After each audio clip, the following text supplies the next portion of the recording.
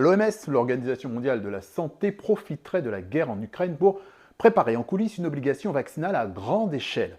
C'est ce que soutient un texte partagé des milliers de fois sur l'équivalent russe de Facebook. Vérification.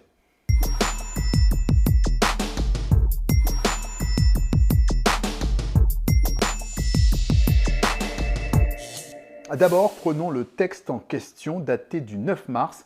En voici quelques lignes.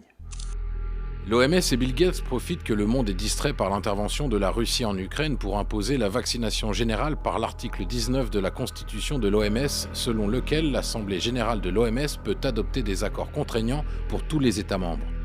En effet, les négociations sur un accord contraignant sur la pandémie ont commencé à l'OMS à Genève le 1er mars. Dans ce document, plusieurs éléments interpellent. D'abord, le nom de son auteur, ou en tout cas de la personne à qui l'on prête ces mots. Christian Perron est un infectiologue controversé qui a dit notamment que les personnes vaccinées étaient dangereuses. Le texte accusateur évoque aussi un monde distrait par ce qui se passe en Ukraine, comme si les discussions actuellement en cours au sein de l'OMS étaient clandestines. C'est faux, elles sont publiques et parfois évoquées en ligne sur le site internet de l'OMS.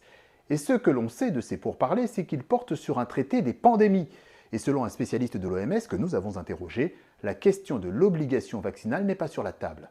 Moi, je n'ai pas entendu dans aucun document officiel de l'OMS une discussion sur l'obligation vaccinale. Simplement, comment mieux améliorer la coopération, comment même partager les financements pour mieux répondre et plus efficacement à la lutte contre la diffusion de virus dans le monde. Autre point, ce futur traité devrait être adopté dans le cadre de l'article 19 de la Constitution de l'OMS. Que dit cet article 19 ? Eh bien, il prévoit que la validation du texte passe par une majorité des 2/3. Mais à vrai dire, cet article n'a été utilisé que 2 fois, car l'OMS préfère généralement obtenir un consensus.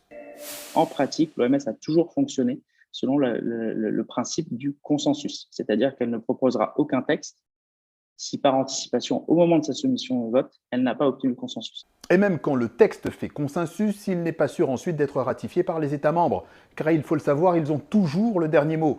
D'ailleurs, même si un État membre ratifie un texte, il n'est pas forcément appliqué. Exemple en 2005 aux États-Unis avec le traité de l'OMS encadrant la lutte anti-tabac. Les États-Unis et la Convention 4 pour la lutte anti-tabac est un bon exemple, c'est-à-dire qu'ils ne sont pas liés par cette convention parce qu'ils ont un problème interne qui fait que le Sénat est souvent en opposition. Ils ont signé, mais tout en sachant qu'ils ne pourraient pas le mettre en œuvre. Autrement dit, il est illusoire de penser qu'une institution comme l'OMS possède des leviers pour imposer par exemple une obligation vaccinale.